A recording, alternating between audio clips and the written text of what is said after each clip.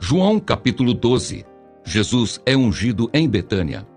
6 dias antes da Páscoa, Jesus foi para Betânia, onde estava Lázaro, a quem ele tinha ressuscitado dentre os mortos. Prepararam-lhe ali uma ceia. Marta servia e Lázaro era um dos que estavam à mesa com Jesus. Então Maria, pegando um frasco de perfume de nardo puro, muito precioso, ungiu os pés de Jesus e os enxugou com os seus cabelos, e toda a casa se encheu com o cheiro do perfume. Mas Judas Iscariotes, um dos seus discípulos, aquele que estava para trair Jesus, disse: "Por que este perfume não foi vendido por 300 denários e o valor não foi dado aos pobres?" Ele disse isso não porque se preocupava com os pobres, mas porque era ladrão, e tendo a bolsa do dinheiro, tirava o que era colocado nela. Mas Jesus disse: "Deixe-a, que ela guarde isto para o dia do meu sepultamento, porque os pobres estão sempre com vocês, mas a mim vocês nem sempre terão." O plano para matar Lázaro. Uma numerosa multidão dos judeus ficou sabendo que Jesus estava em Betânia. Eles foram até lá não só por causa dele, mas também para ver Lázaro, a quem ele tinha ressuscitado dentre os mortos. Mas os principais sacerdotes resolveram matar também Lázaro, porque muitos dos judeus, por causa dele, voltavam crendo em Jesus. Jesus entra em Jerusalém. No dia seguinte, a numerosa multidão que tinha vindo à festa, tendo ouvido que Jesus estava a caminho de Jerusalém, pegou ramos de palmeiras e saiu ao encontro dele, clamando: "Hosana! Bendito o que vem em nome do Senhor e que é Rei de Israel!" E Jesus, tendo conseguido um jumentinho, montou-o, segundo está escrito: "Não tema, filha de Sião, eis que o seu rei está vindo, montado num filho de jumenta."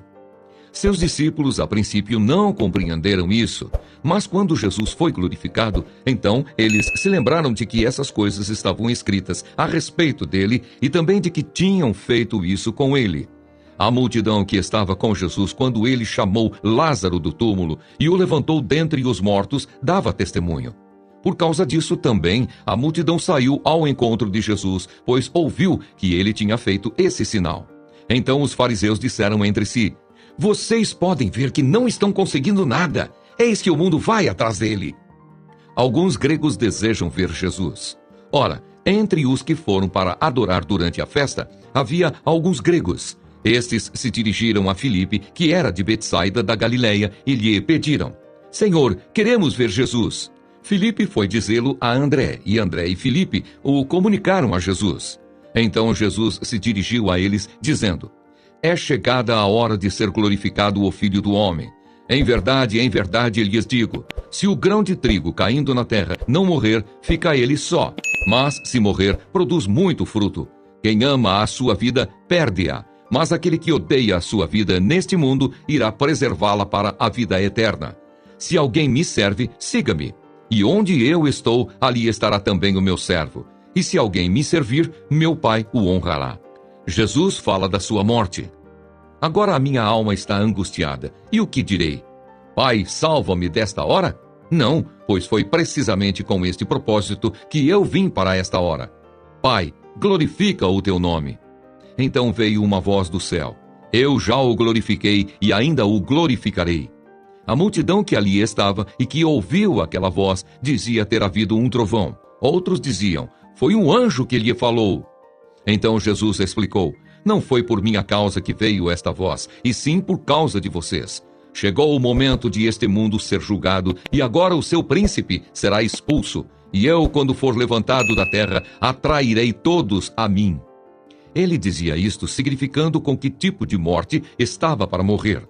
A multidão disse: "Nós ouvimos da lei que o Cristo permanece para sempre. Como então você diz que é necessário que o Filho do Homem seja levantado? Quem é esse Filho do Homem?" Jesus respondeu: "Ainda por um pouco a luz está com vocês. Andem enquanto vocês têm a luz, para que não sejam surpreendidos pelas trevas. E quem anda nas trevas não sabe para onde vai. Enquanto vocês têm a luz, creiam na luz, para que se tornem filhos da luz." A incredulidade dos judeus.